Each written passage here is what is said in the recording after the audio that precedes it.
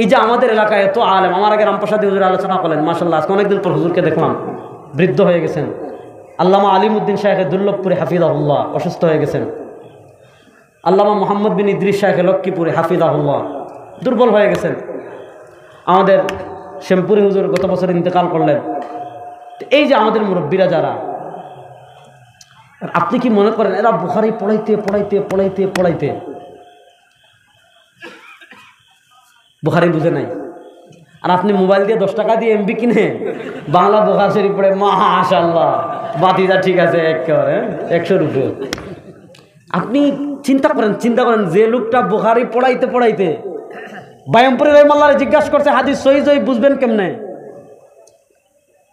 একদম গল্প নামে, এখন তো গল্প বললেও সমস্যা, ওলি আল্লাহদের কারামত বললে মানতে চায় না। পোলাপাইনের মিজাজ কত খারাপ হয়েছে, মাদ্রাসা পড়ছে কিনা, আরবি বুঝে কিনা, শাস্ত্রীয় জ্ঞান আছে কিনা, কিচ্ছু নাই। বাস ইউটিউব ফেসবুক একটা লেকচার দিছে, যুবকরা একদম পাগলের মতো ভক্ত হয়ে যায়।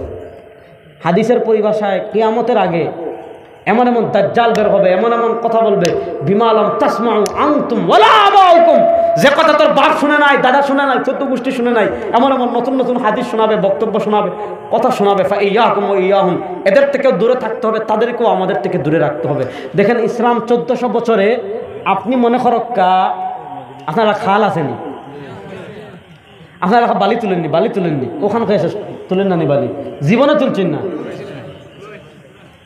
বালি তুলছেন না নি জীবনে, মনে হয় বালি তুলছেন, গাং গইল 20 মিনিট দূরে বালি ফেলাইতে স্কুল মাঠও দেখা যায় গাং থাকি 5 লাগাই অন এক জায়গাত 5 একটা নাট খুলিয়া এক জায়গাত বিচ্ছিন্ন হয়ে গেলে বালি আইব নিয়ন, সব সংযোগ ঠিক থাকা লাগে। তাহলে 1 কিলোমিটার পাশ দিয়ে যদি বালি আনা লাগে, মনে করো কাউ দেখক্কা কেন থাকি কেন আসছি গাড়ি লিয়ে, খালি ফুল উফরে গাড়ি আইছে না, হগলার তো আইসে আটিয়া রাস্তা যদি একটু সমস্যা হয়।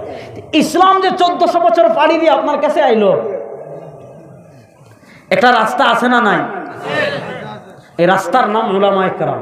আমাদের ইনহিতাত কোন পর্যন্ত হয়েছে চিন্তা করেন। সুতরাং আমাদের বুজুর্গানে দিন যে আদর্শ, যে ইসলাম আমাদের কাছে রেখে গিয়েছেন, সেই ইসলামের উপর আমরা মৃত্যু পর্যন্ত ইস্তেকামত থাকবো তো ইনশাআল্লাহ? হাত তুলে বলেন থাকবো তো ইনশাআল্লাহ? নতুন কোন মত পথ যদি আমাদের সামনে আসে, গ্রহণ করার আসে, যদি অন্তরে প্রশ্ন তৈরি হয়, উলামায়ে কেরামের কাছে গিয়ে সমাধান জানার চেষ্টা করবো তো ইনশাআল্লাহ? আল্লাহ রাব্বুল আলামিন যে কথাগুলো বললাম আমাকে আপনাদের সবাইকে আমল করার তৌফিক দান করেন, সবাই বলেন আমিন।